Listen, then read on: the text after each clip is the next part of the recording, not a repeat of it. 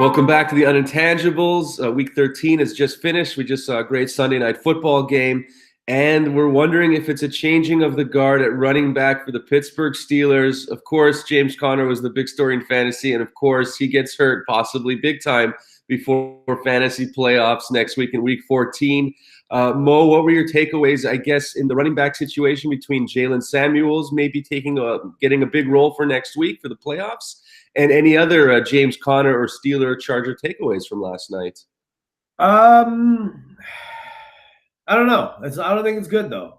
I think changing the guard, first of all, I know exactly what you mean. I know what you mean, but it's funny because we're talking about the Pittsburgh backfield. It might be a little bit strong just because they're making it clear they don't guard anything about the running back position. They've been spending the whole season making the point that it doesn't matter who they have in there. So we'll find out. And Connor, it seemed like last night, it's almost like he was not great until he got hurt. I don't mean to speak ill of a player who's now injured, right? I mean, I obviously wish him well or whatever, but like I've been saying all season, it seems like his fantasy production has always been like a point that they've been trying to prove rather than he's this good. You know what I mean? Like he hadn't looked good up until the point, and he had two 1-yard touchdowns. And then he finally had like a 20-yard run to make his stat line look respectable or whatever, right? But in that regard, if Samuel is it Samuel or Samuels? I think it's Jaylen Samuels. Samuels, okay. And if it's Samuel, then I'm sorry, but Jalen, the back, the next running back up, he could just be a byproduct of a pretty good offense. The running back does well, right? But the problem is, I think that the team and the team's offense keeps getting a little bit worse and worse. It's still pretty good, but it's not as good as it was before. And even with Conner all year, it's been pretty good, but not quite as good as it's been before. Like at some point, something's got to break, right? Mm-hmm.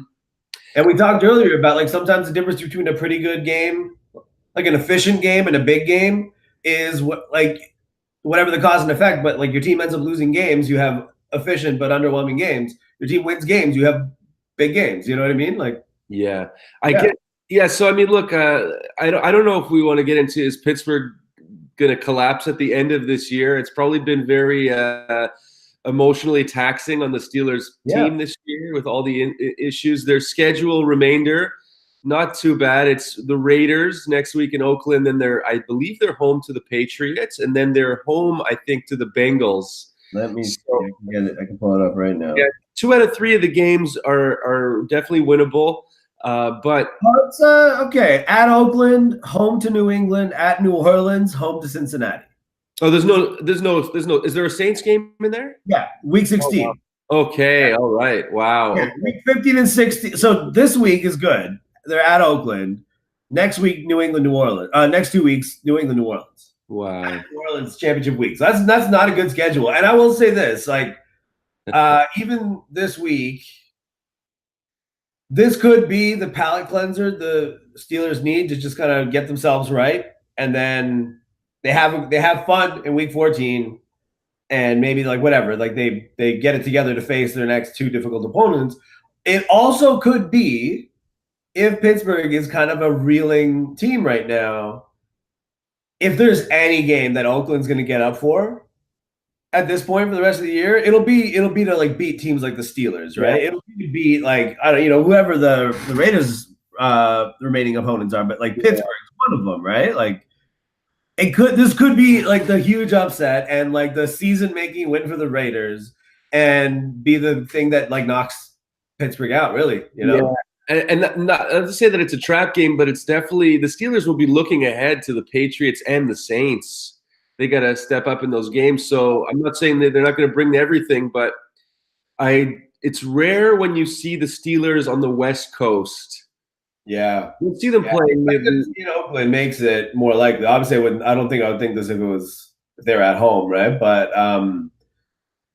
yeah, I mean, they were home last night. They had all those great ex-Steelers there, and it didn't seem to prevent the fourth quarter from happening. So I don't know, man. I've been concerned about them all year. They could be reeling. Yeah, I mean, they showed that camera angle of Connor like limping into the locker room. He couldn't put any weight on that ankle. So, and he looked like, you know, when you get injured on the field and then you put your hands over your head, like it seems to be like a more serious injury, like you're in shock, like AJ Green yesterday. Yeah. Connor had that look. He had that look of like, this is not nothing. Yeah. So, and it's like, I mean, again, I hope he's okay. I don't root against anybody. I definitely don't root against guys to get hurt, right? But I do.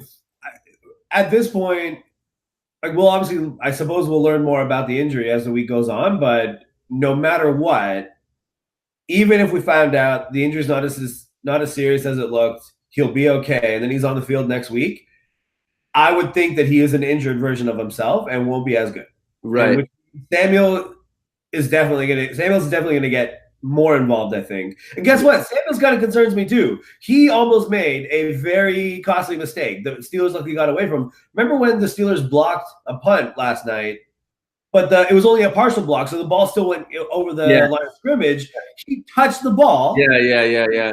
And they could have lost that ball. And it's like, he's the guy, like, and now he's going to be the guy who's there instead of Le'Veon Bell. Like, you know what I mean? Safe to say that most people who own Connor in fantasy leagues don't own Samuels as the handcuff. Like this guy, majority, I believe, is going to be on a waiver wire this week. And I agree with you that I don't think he's going to just fill a Connor role and get 3 touchdowns. I don't see that happening. Ryan Switzer also got hurt yesterday. Yeah. So he's their kind of, I don't know if he's the third receiving option, but it could be Sorry?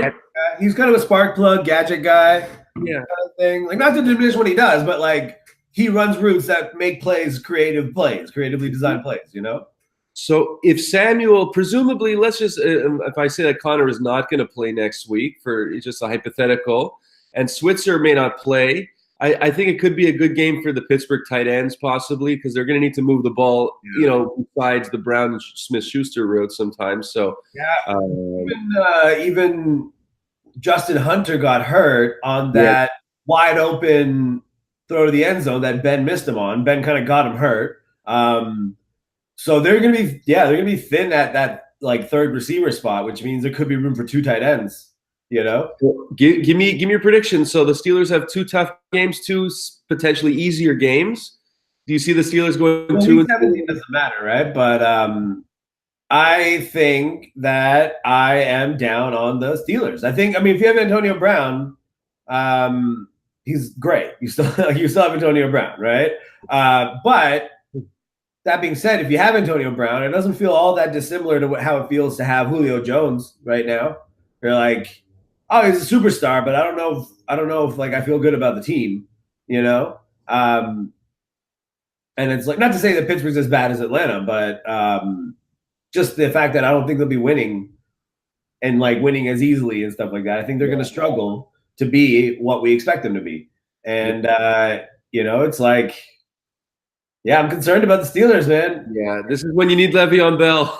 Sorry to say, this is when you need Le'Veon on your team. Yeah, I think so, man. I think it's just like the snowball effect of you know, having him versus like Connor's been good, and Connor's proven that, you know, the running back can at the very least be a capable replacement, can be like a good byproduct and someone who like just does what they're supposed to do, but like. Le'Veon Bell is like, he's not special the way Le'Veon Bell is. You know what I mean? It's just like, this is where it matters, right? And it's like, maybe Le'Veon Bell's presence is one that keeps the team overall playing at this level versus the lack of Le'Veon Bell has sort of made it go like this, you know? Yeah. And the defense is always less balanced when Le'Veon is on the field. They don't know where to put more of their energy sometimes, and it helps Roethlisberger out. It helps everyone out. So yeah, and Ben, I don't know, man. I don't know if Ben is as good as he was, and maybe it's because it's a byproduct of age and time anyway, but and he would have been worse this year even with Bell, or maybe Bell's helped keep him good. I don't know, man, but like either way, I bet you they wish that they didn't have any of this happen all year. The 3 offsides was hilarious. The field goal attempts last night, did you see those? Yeah, it was crazy. I mean, it was funny. Like it was a bad game for everybody in that regard, right? Like that kind of thing happened, but then also like San Diego's first touchdown with their like right tackle or right guard, whoever it was, that was like to the naked eye, false start, no call. That's all anybody was talking about during the play, and then all of a sudden it's like, yeah, oh, there's a touchdown. Yeah. Like, you know, like the officials had a bad game. It was just sort of sloppy, man. So before the fantasy industry comes out with their waiver wire rankings, I want to get Mo's prediction on. Our next video we'll be discussing Justin Jackson and some other running backs, but who between Jaylen Samuels and Justin Jackson, rank those two waiver priority? Who would you rather have? Next week, Jackson is playing Cincinnati, so that's a good matchup at home. And Jaylen Samuels is on the road in Oakland. If you're desperate, where do you go first, Mo?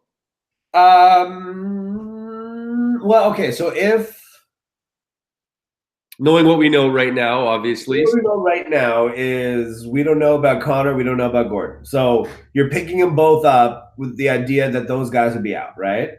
So, and I'm not going to bet on which of those injured running backs are healthier. So let's just say, right? Yeah. I think I would take Jackson over Samuels. I agree. Yeah, I agree. Okay. I'll do this, though. Let me do this because I feel like a jerk. I am going to – it is Samuels with an S on the end. And so it's Curtis Samuel and Jaylen Samuels. Yeah. Jaylen Samuels, I want to apologize. I knew your last name. I just doubted myself in the moment, and then it took us too long to look it up just to have it. But I wish you the best. You do not need to be concerned with our ideas about your fantasy prospects. I just hope you get on the field, play well, and, we'll see where you are.